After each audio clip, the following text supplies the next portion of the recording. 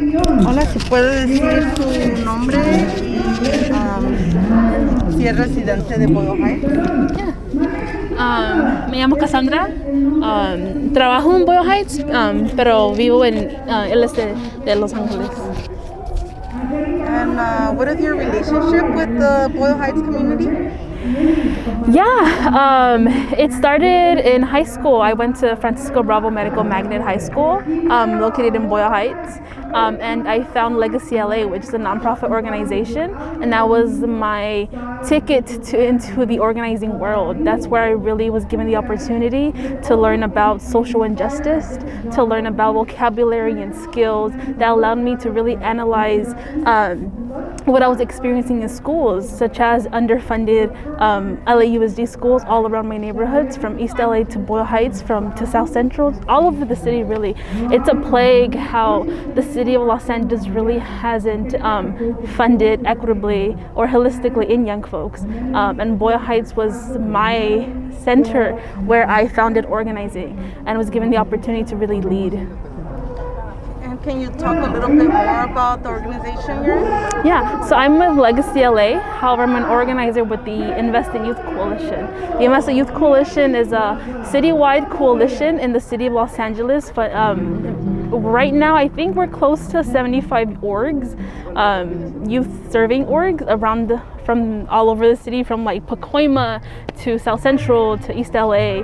And what we do is we call for the city of Los Angeles to fund equitably and holistically in young folks of color. One of our wins recently was really getting the mayor to allocate $1.4 million to the beginning of a youth development department, and that has been one of our major wins now. And right now, what the coalition and organizers within the coalition are prioritizing is implementation. Any other questions? Also, I wanted to know when you think of Boyle Heights, what are the sounds you think of? Just like in this event, mariachi, the songs and corridos, the beautiful notes of mariachi, but also what I really do think of is like laughs, the laughter of young folks,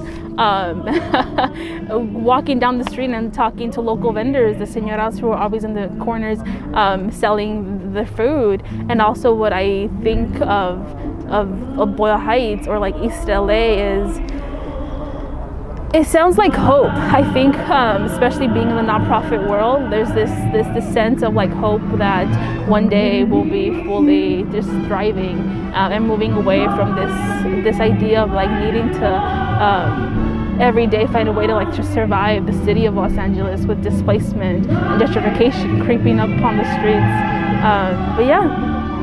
And what are the things that you think the community still has to work on here? What do we need to work on here in Boyle Heights? I think one major thing that is still prevalent is Black and Brown solidarity, and having those conversations, especially in our homes with our tias, our tios, our abuelitos, and a lot of folks give up on these conversations because the main sentiment is that they're the older generation, and how it's a difficult conversation, but definitely need to be held because where none of us are liberated until we liberate everyone, and Black and Brown communities are facing many of the same issues. So Black and Brown solidarity for sure is one thing that we need to work on as a community. Anything else you'd want to add? I love Eva. Thank you, Eva. I know. And yeah, that's pretty much it. ¿Quiero preguntarle otras preguntas? Hola, Eva. Hola. Pues solamente que cómo fue la lucha para sacar este proyecto de los jóvenes. Siempre yo he dicho que los jóvenes son el futuro a seguir, pero ¿cómo es que fue un proceso? ¿Fue largo? Sí, no, fue largo. Invest in Youth, we started 7 to 8 years ago. We started as a Boyle Heights for Youth in this Mariachi Plaza itself. We started as just the East Side, really calling for funding for young folks. But then we realized that young folks aren't invested in throughout the city of Los Angeles, even the county of Los Angeles. So we created the Invest in Youth Coalition, and now it's citywide, and we've fought for the implementation of positive youth development in young people, but through that we were really calling for the city of LA to give a seat at the table to young people. Like, these conversations were being held, but young people weren't part of them. So one of our first major wins was establishing a youth development task force, and on that task force the original motion was for a group of youth development professionals to have those conversations, but we fought to amend that motion and have young people sit on the task force. So this was a city entity, like a thing that was happening, and young people were sitting on that task force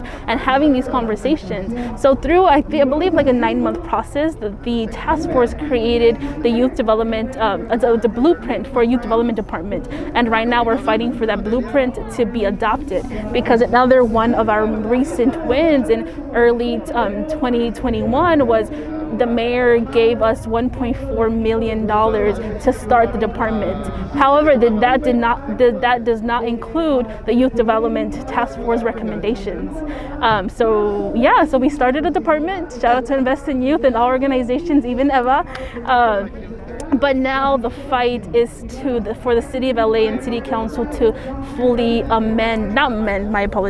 fully adopt the recommendations and the blueprint that Invest in Youth Coalition young folks and all allies for youth investment to be adopted and then implemented into this youth development department that we have for the City of LA. ¿Qué sintieron al ganarla? Eva, how did we feel when we won? To be quite honest, because organizing was adopted, had to be adapted to like online and via Zoom, it felt not real. It really took our team, I want to say several weeks. Once we started working on implementation, we were like, wow, we really got a citywide department that is to fund equitable resources for young people. That was really emotional. We had a coalition meeting. Everyone was on Zoom, organizations across the city, and we were just having this discussion. And it was when we were in community with everyone who fought along Invest in Youth, where we really felt the sentiment of like, wow, we got shit done. And that's what's so amazing about youth organizers, is having the ability to think outside the box and not giving a damn of what it takes, and really just getting shit done. It wasn't until we were in community where we felt the win, and we were all emotional and just discussing about all of everything we had to do. I started with the coalition in 2018. I was a senior in high school, and now I'm 21, pursuing my undergrad. And it's been 3 lengthy years, but hey, we're still here. Es una historia muy bonita y muy grande, y más yo pienso porque siento que Boyle Heights tiene mucha lucha, y entre estas luchas entran estas. Entonces, ¿qué más que los jóvenes que son el futuro a seguir? Yo también me puse muy feliz con esto. Pero ¿quién más que tú ves esta versión de toda la emoción, de toda la lucha que empezaron día con día, y ahora cuando se ganó, pues creo que es un logro muy grande para todos los jóvenes que son el futuro a seguir para mí. Pues muchas gracias, Kassandra, por todo esto, y por esta lucha, porque entre esas jóvenes pueden ir mis hijos y los hijos de muchos. Pues and all the other generations, yes. Gracias, Eva. Buenas tardes, gracias. Yep. All right, Eva. Aquí está el mic. Y ahorita le digo a Oscar y Sam que so they could do. Pásale, joven. Roberta. Oh my God. It was good. Pause. El pause. O así se ve. Ahí.